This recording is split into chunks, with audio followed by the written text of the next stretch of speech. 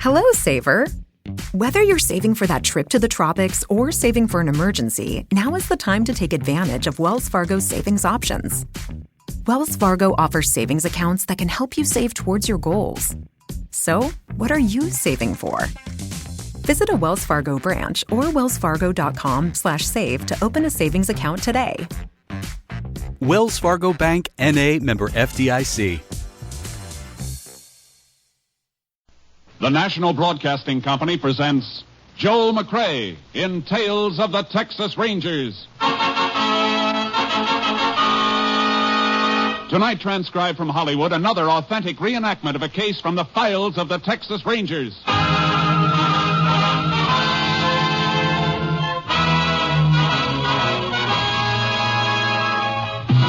Tales of the Texas Rangers, starring Joel McCrea as Ranger Jace Pearson.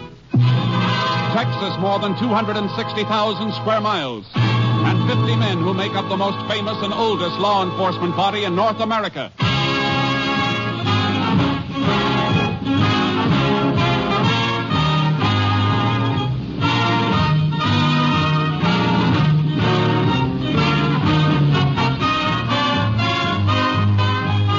Now, from the files of the Texas Rangers come these stories based on fact.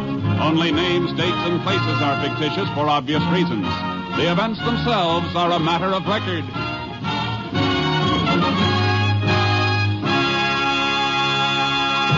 Case for tonight, TheTrap.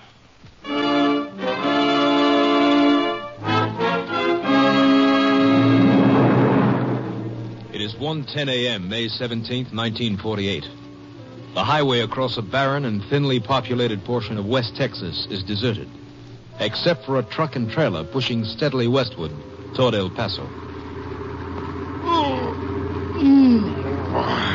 Boy, that nap felt good. You sure were snoring. I could barely hear the motor. How long without sleep? Since 8 o'clock last night. Almost 1 a.m. now.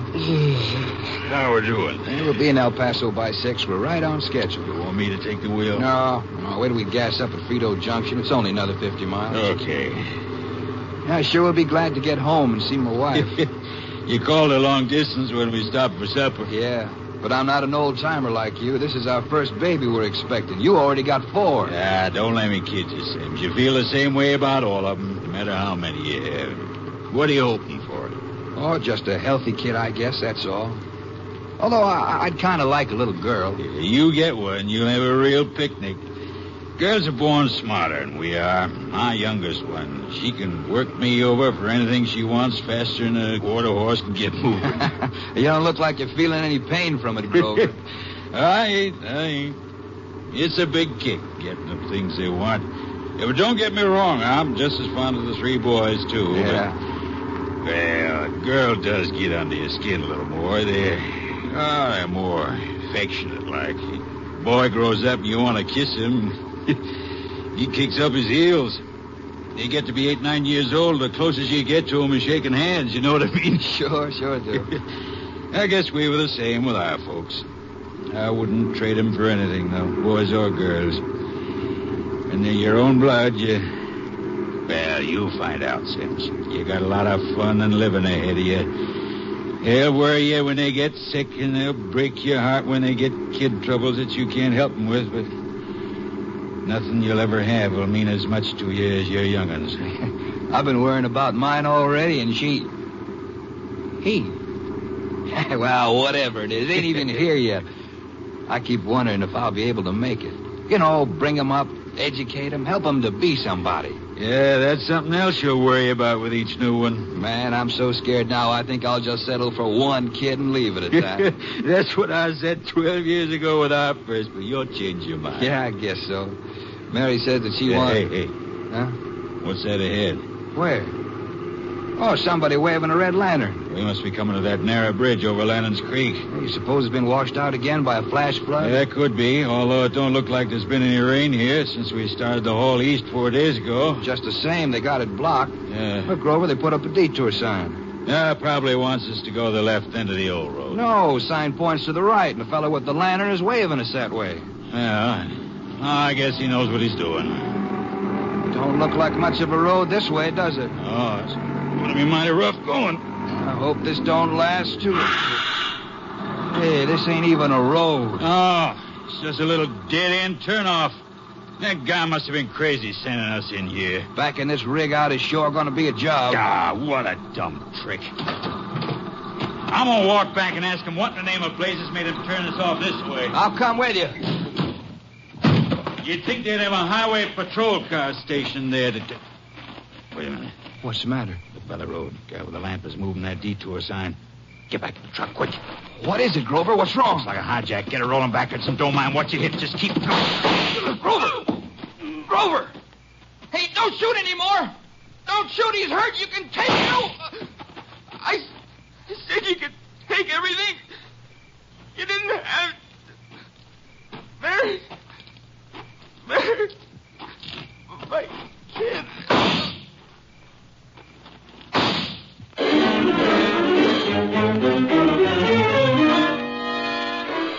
At 9 p.m. the following night, the bodies of Warren Grover and Luther Sims were discovered, and the sheriff notified. He called for help from the Texas Rangers. Ranger Jace Pearson was assigned. Here are the bodies, Jace. Must have been dragged into the brush when the truck was stolen. Lucky thing Mr. Archer here found them. Mighty lucky. Could have been here for days. How'd you happen to come across them, Mr. Archer? Well, it weren't me. One of my kids found them. We pulled off the highway fixing to make camp for the night. Boy was gathering wood for the fire. Let out a yelp and come legging out of here like a scared jackrabbit. You make a habit of camping out at night with your family? Ain't nothing much a man can do about it when he ain't working. Them motels and places cost money. Where do you come from? Up Arkansas way, we're heading for California. Migratory workers, huh? You can talk to his family later if you want, Jace. I let Archer pull his car into a clearing up the highway about 200 yards the other side of the bridge. I didn't want to keep the kids around here. If you ain't got nothing else to ask me, I'd like to get back to my wife, plumb shaky. All right, go ahead. But when you get to the car, stay put. I ain't got no place special to go. Thank you. You got a flashlight, Jace? Mine's about to peter out. Yeah. There, you can give your batteries a rest. You say they were due in El Paso at 6 this morning, huh? Yep, was on schedule, too, until they got here, I reckon. Made their supper stop on time last night. The company checked back. When'd you get the request to look for the truck? Got the description and license number early this afternoon when they was overdue and nobody'd heard from them. The company figured if they'd had a breakdown, they'd have called in. According to their schedule, they should have reached this spot a little after midnight last night. And whoever took that truck had plenty of time to get a long ways from here with it before sunup. Not much chance of anybody spotting them. That's right. We better take a look around. I've been all over the ground between here and the highway, but I guess it won't hurt to look again. Condition my light was in, I might have missed something. I can show you where they were when they dropped. Blood stains on the ground out here. Yeah, I saw them. Right where the truck was. Stains aren't far from the tire marks. They're funny tires, Jace. Different pattern right smack down the center of them. Well, no, those inside tracks were made by Archer's car when he drove in. Covered part of the truck marks. The way this place is rutted, he'd fall right into the same track. I didn't think of that. Here's something. What is it? Cartridge shell. Look at it. 45 caliber Army automatic. Oh, and here's another one. Well, we won't have to wait for an autopsy to tell us what the murder weapon was. Hey, I just thought of something. What? That 45 Army automatic. There's an Army camp about 40 miles further on, just 10 miles this side of Frito Junction. I'm afraid that won't help us, Sheriff. Number marking on these shells is a 17. That's the old 1917 ammunition series, World War I. No camp would be using ammo that old. Too bad. I thought for a minute we might have a fast lead. You arranged to have the bodies moved? Yep, sent my deputy to town for an undertaker. Good. Let's walk out to Archer's car, talk to his wife and kids. There's one thing I don't understand, Jace. Why did they pull their truck off the road? A trucker riding alone might do it to grab some sleep, but not a scheduled rig with two drivers. I can't figure that either. Archer's car's up this way, other side of the bridge.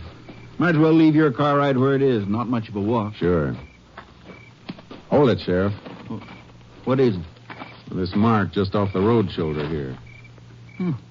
Sort of a circle in the dirt. Yeah. And whatever made the circle was wet and kind of oily. What do you suppose made it? What would make an oily, round impression that size? Oh, I don't know. Unless maybe it was a lantern. That's what it was, all right. And here's something else. 4 small rectangular marks in the earth. Base of each mark about 2 by 4. Well, I can't figure that. Unless somebody had a table out here. I don't think it was a table. Another thing that would make 4 marks spaced like that's a wooden sawhorse. Say, did this bridge ever wash out? Sometimes, when there's a flash flood. Hey, I see what you're aiming at.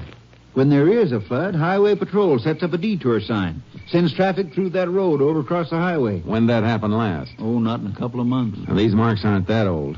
Somebody detoured that truck into the dead-end road on this side. Lantern and sawhorse were set in here until they were moved onto the road to set up a block. They must have had that particular truck pegged then.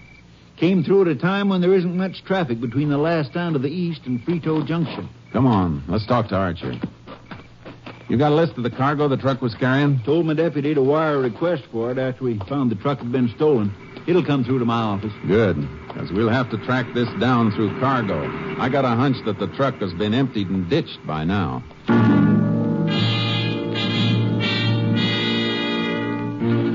Archer didn't know any more than he'd already told us, and his wife and 3 pale, undernourished kids couldn't add anything. We waited until the bodies were picked up and then headed back for town. The next morning, there was a wire from the trucking company waiting at the sheriff's office. A list of the missing truck's cargo. Here's a report on the cargo, Jace. Valued at $39,000. Let's see. A shipment of automobile radios, huh? Well, that's a break. Why? Because they all have serial numbers. It'll be a lot of work if they try and change the numbers, and if they don't, one of the sets will turn up sooner or later. Yeah, but they didn't send the numbers through to us, Jace. Just the set, make, and model. I'm radioing my headquarters to get them. Come on. Austin can contact the manufacturer and have him send a complete list of the serials through. Then they can distribute the list to all law enforcement agencies on a statewide bulletin. We don't stand much chance of cracking this if we have to wait for a hot car radio to turn up. Don't worry. We're not going to wait. We got plenty of other things to do. How many deputies you got handy? 3. How about sending them back along the highway? We know where Grover and Sims made their supper stop. I'd like to find out if they made any stops after that, before they were killed. Good idea. As a matter of fact, whoever stole the truck may have turned it around and headed back that way. Killers may have been spotted. It's a chance. On the other hand, maybe I ought to send one man toward Frito Junction in El Paso, just in case the truck kept heading west. Never mind. I'll handle that part of it myself. I'm heading for Frito Junction as soon as I can make that radio call.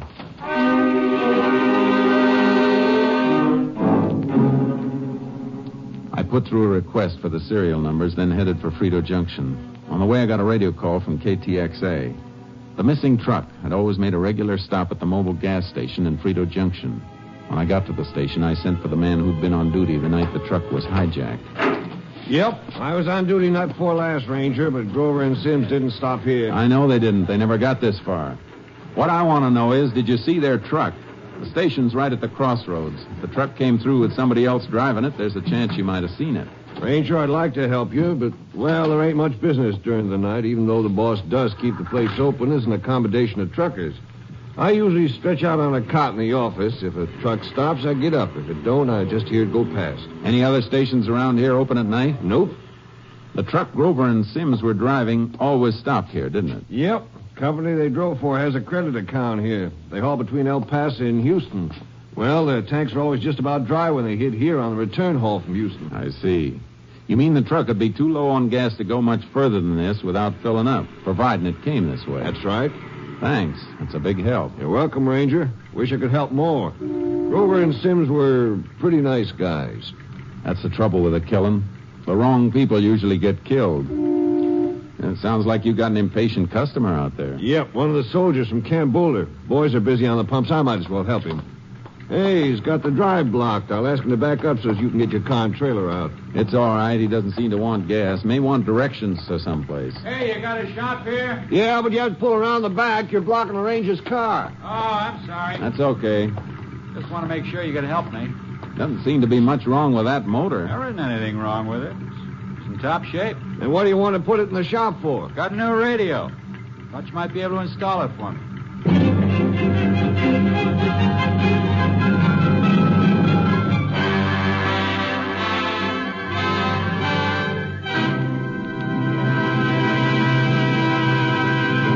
You are listening to Tales of the Texas Rangers, starring Joel McCrea as Ranger Jace Pearson. We continue now with tonight's case. The Trap, an authentic story from the files of the Texas Rangers.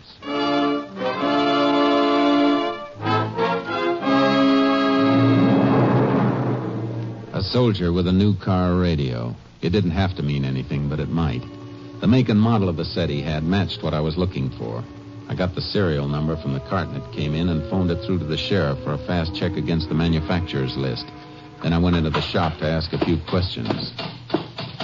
You'll have to drill holes for the antenna, I guess. Unless you want to wear it in your hat, I will. Looks like a good set.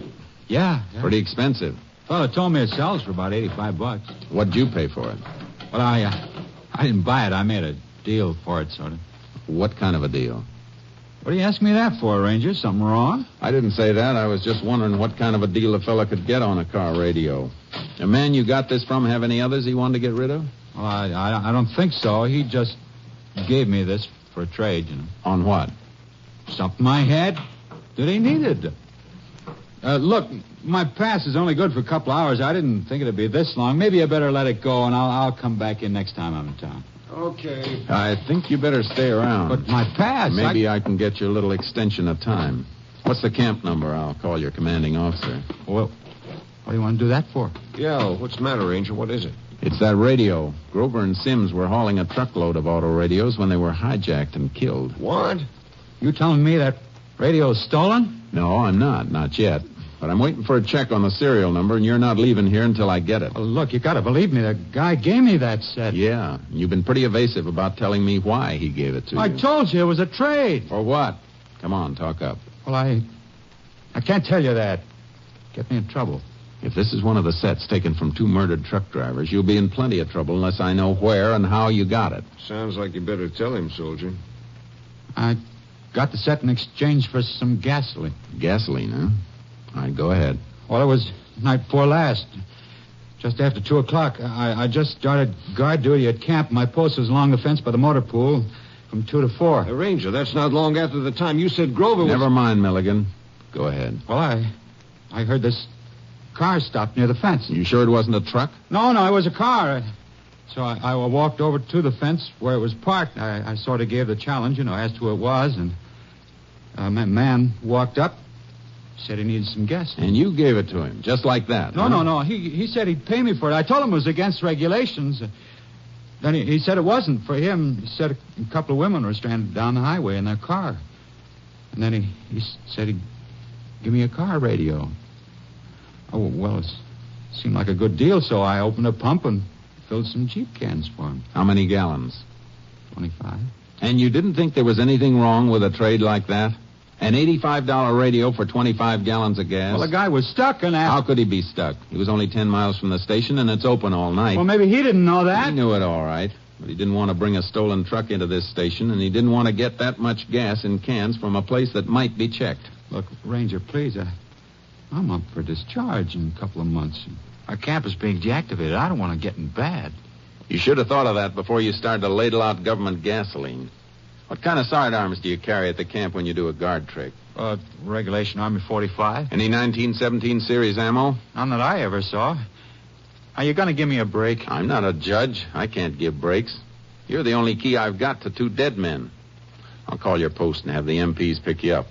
The gasoline's the Army's business, but this radio is mine if it's stolen property. How could I know it was stolen? Can you describe the man you got it from? No, it was too dark. Besides, there were 2 men. One of them stayed in the car. It'd help your case a lot if you could tell us what they looked like, even what kind of a car they were driving. Well, it was dark, I tell you. They talked to each other? Call each other by name? Well, yeah.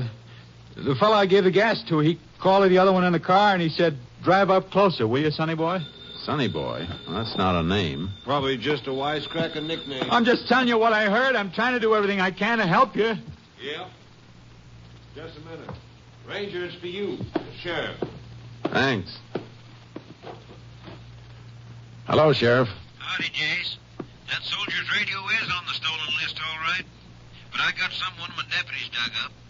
Grover and Sims did make another stop after they had their supper. At 11:30 the night they were killed. Where? Roadside diner. Just stopped for coffee. At least Sims had coffee there. Told the proprietor that Grover was asleep in the cab of the truck. You talked to the proprietor yourself? Sure did. Drove out to see him as soon as the deputy gave me the report. It's Watson's Diner. A lot of truckers eat there or stop to coffee up when they're riding late.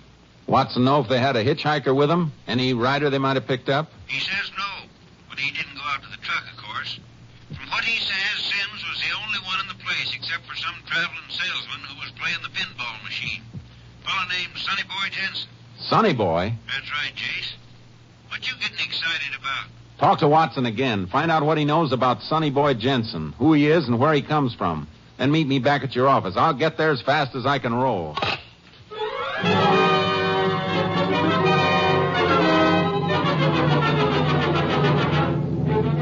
The army camp was on my way, so I took the soldier with me and turned him over to the camp authorities to be held. I kept a lead foot on the gas pedal as I drove past the bridge and the side road where the truckers had been hijacked and slain. It took me almost 2 hours to reach the county seat. The sheriff was standing in front of his office as I drove up. Inform KTXA of any change in location. We'll keep in touch with you. Howdy, Jace. Howdy. What'd you get? Something that might fit. That Jensen's been traveling up and down this highway for years, selling electrical appliances to farmers and ranchers mostly. Men like that'd have good market for car radios once that shipment cooled off. He could be our boy, all right. You get any line on where he comes from? Works out of El Paso mostly, but his home's a small ranch about 150 miles southwest of Frito. Sonny Boy Jensen can't be his real name. No, it's Bertram Jensen. They just call him Sonny Boy. Watson said he left the diner about 5 minutes after Sims and Grover pulled out. Probably passed him on the highway. Had them all staked out and set up that roadblock. You better climb in. Carry out your instructions back to El Paso. Going to El Paso? No, I'll turn south out of Frito and head for Jensen's ranch. I don't think he'd take that hot merchandise into El Paso. Even if he got there before daylight, he'd run into some traffic, and that's the trucking company's home base. He'd be taking a chance unloading any place in the city. I see what you mean. You better check on him while we're rolling. Unit 10 to KTXA. Unit 10 to KTXA. KTXA. Go ahead, Unit 10. This unit en route to Jensen Ranch near County Line, 150 miles southwest of Frito Junction. 10-4. Request check on subject Bertram Jensen, alias Sonny Boy Jensen, El Paso appliance dealer and owner of ranch this unit is headed toward. 10-4. Unit 10, clear. KTXA, Austin. I've been thinking, Jace. This couldn't have been a one-man job. Jensen couldn't drive the truck and his car after the hijack. It wasn't a one-man job. The soldier who gave them the gas they needed for the truck said there were 2 men in the car. 2 men with a bad murder rap hanging over them are liable to fight, Jace. They sure are, Sheriff. Better take the safety off your gun right now. There mightn't be time later.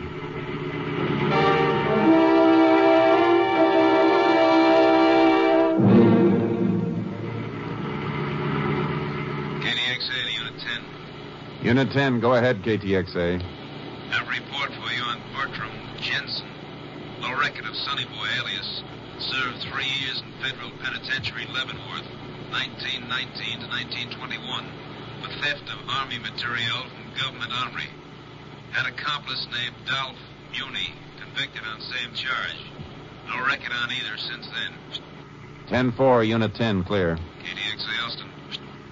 That may answer a couple of our questions, Sheriff. Yep. Where Jensen got that Army 45 and the 1917 ammo series, and who his partner was. If you think he might have kept in touch with Dolph Muni for almost 20 years. There's an old saying, Sheriff, about birds of a feather.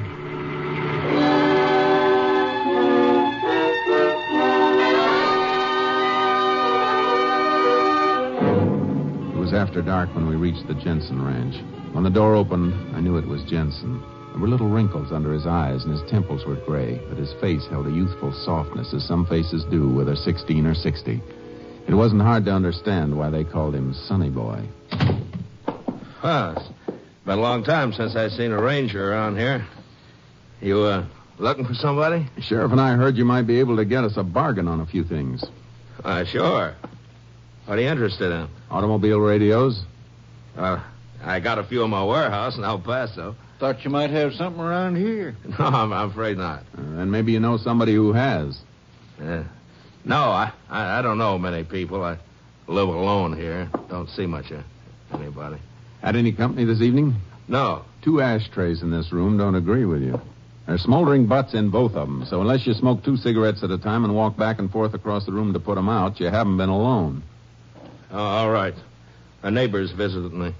Is that a crime? Nope. Where is he? In the kitchen. Call him. Don't go for him. Just call him from here.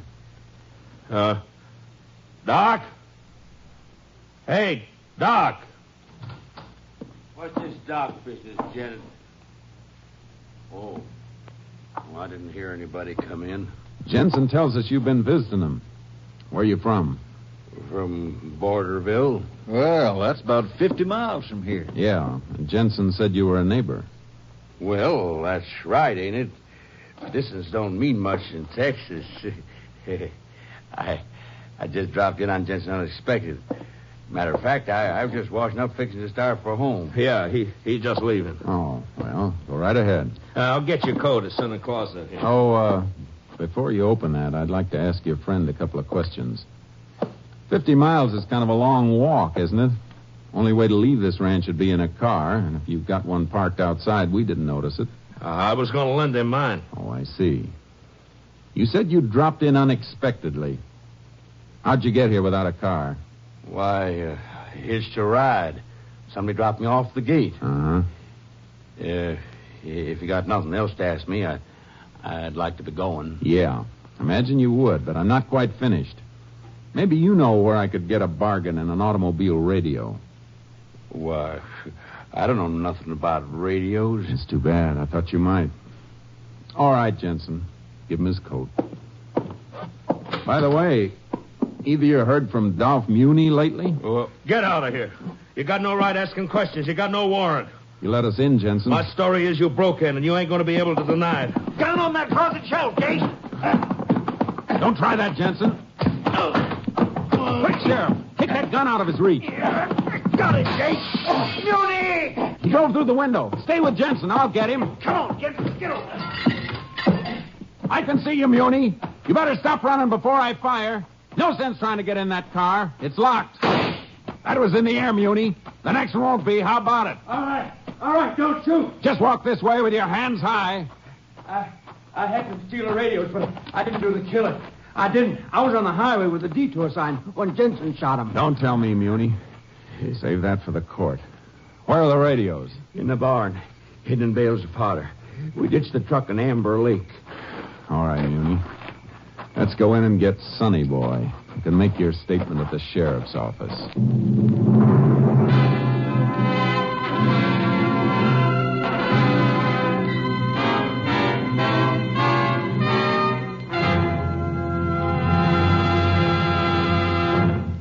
Bertram Sonny Boy Jensen and Dolph Muni were found guilty of the hijacked murder of truck drivers Warren Grover and Luther Sims. Both were sentenced to death in the electric chair at Huntsville Penitentiary. Each of the convicted men made an appeal for clemency, and in January of 1949, the sentence of Dolph Muni was commuted to life imprisonment. But the petition of Sonny Boy Jensen was denied, and on the morning of February 19th, 1949, he was executed.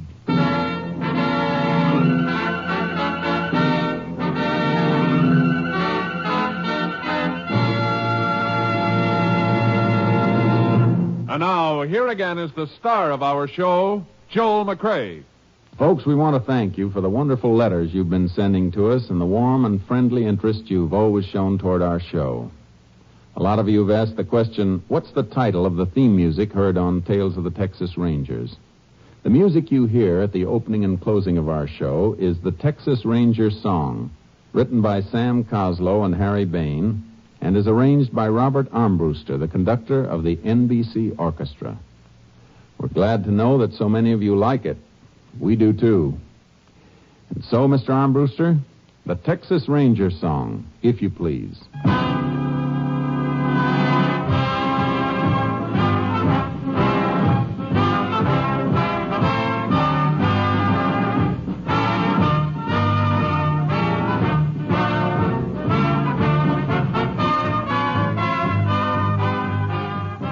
Joel McCrea is currently seen starring in the Universal International Technicolor production Frenchie.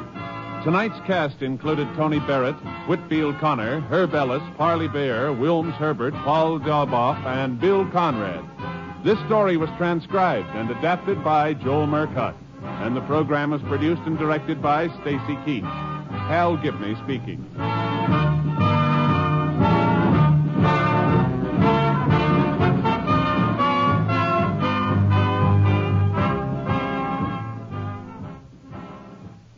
3 chimes mean good times on NBC.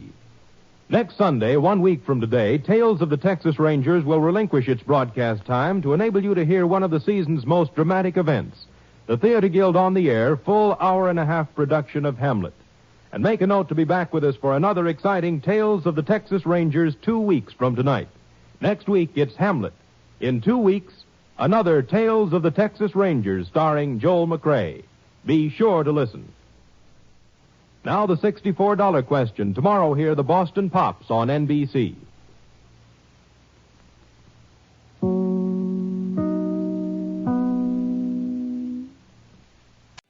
What's so special about Hero Bread's soft, fluffy, and delicious breads, buns, and tortillas? Hero Bread serves up 0 to 1 grams of net carbs, 5 to 11 grams of protein, and high fiber in every delicious serving. Made with natural ingredients, Hero Bread supports gut health, promotes weight management, and helps maintain blood sugar. Hero also drops other limited edition ultra-low net carb goodies like rich flaky croissants and buttery brioche slider rolls. Head to hero.co to shop today.